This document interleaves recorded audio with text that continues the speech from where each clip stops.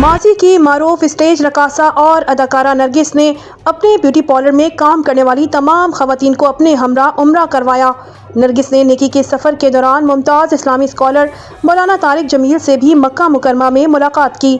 اداکارہ نرگس کی زندگی میں تبدیلی اور مذہب کی جانب بڑھتے ہوئے رجحان میں مولانا طارق جمیل کا اہم کردار رہا ہے۔ انسٹاگرام پر نرگس نے مولانا طارق جمیل سے ہونے والی ملاقات کی ویڈیو اپلوڈ کی ہے، جس میں وہ برقع پہنے ہوئے ہیں اور بالکل ایک الگ شخصیت نظر آ رہی ہیں۔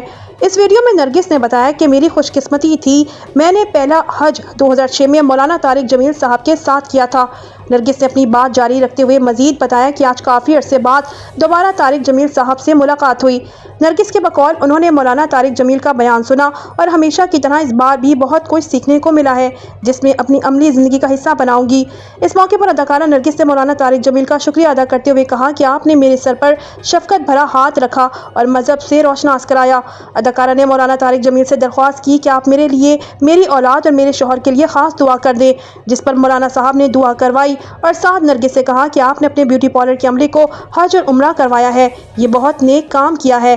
مولانا طارق جمیل نے کہا کہ میں دعا گو ہوں کہ اللہ آپ کے دین پر چلنے کی مزید استقامت اور توفیق دے۔